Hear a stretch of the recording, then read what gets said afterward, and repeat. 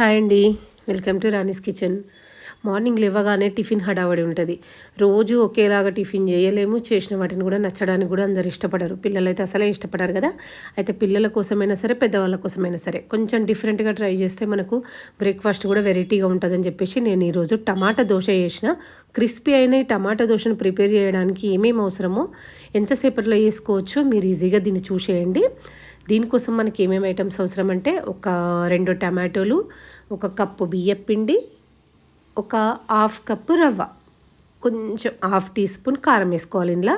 ఆ తర్వాత కొంచెం సాల్ట్ వేసేసుకొని కొన్ని వాటర్ వేసుకొని మంచిగా పేస్ట్ చేసుకోవాలి. టమాటాలు, పిండి, రవ్వ మంచి పేస్ట్ అయిపోవాలి. చూసారా ఎట్లా అయిపోయిందో. ఇప్పుడు ఈ పిండిని మనం వేరే బౌల్లోకి తీసేసుకుందాము.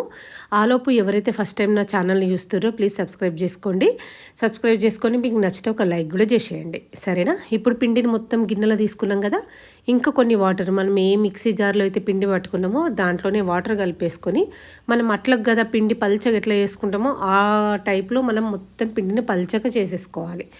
ఇప్పుడు ఇందులో కొంచెం కొత్తిమీరాకు వేసుకోండి, కొంచెం కరివేపాకు వేసుకోండి. దీనికి తోడు కొంచెం అల్లం వేసుకుంటే టేస్ట్ బాగుంటుంది. అందులోనే కొంచెం జీలకర్ర, ఓకేనా. హాఫ్ టీ స్పూన్ జీలకర్ర వేసేసుకొని మంచిగా కలిపేసుకున్నారనుకో మన పిండి రెడీ అయిపోయింది.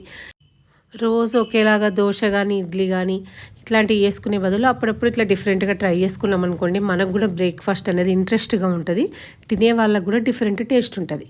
అందుకోసమని మీరు కూడా అప్పుడప్పుడు ఇంట్లో ఇట్లాంటి దోశ ట్రై చేసేయండి, ఓకేనా. ఇప్పుడు మనం వేడి పెనం మీద అట్లేసేసుకున్న తర్వాత ఒక మీడియం ఫ్లేమ్ మీదనే దీన్ని కాల్చుకోవాలి. హై ఫ్లేమ్ పెట్టద్దు, ఎందుకంటే క్రిస్పీ కావాలి కాబట్టి మనం మీడియం ఫ్లేమ్ మీదనే కొంచెం ఆయిల్ వేసుకుంటూ కాల్చేసుకుంటే మన టమాటో దోశ రెడీ అయిపోయింది. చూసిరు కదా ఎంత ఈజీగా 15 మినిట్స్లో మన బ్రేక్ఫాస్ట్ రెడీ అయిపోతుంది. ఎలాంటి హడావిడి లేకుండా, టెన్షన్ లేకుండా, పిండి రుబ్బాలి, నానబెట్టుకోవాలనే పని కూడా లేకుండా 15 నిమిషాలల్లో మనం ఇన్స్టెంట్గా టమాటో దోశను ప్రిపేర్ చేసేసుకోవచ్చు, ఓకేనా. దీన్ని మీరు పల్లి పచ్చడితో కానీ, ఇంట్లో ఉన్న నిల్వ పచ్చళ్ళతో సహా ఇట్లా తిన్నా టేస్ట్ మాత్రం చాలా బాగుంటుంది. మీరు కూడా ట్రై చేసేయండి.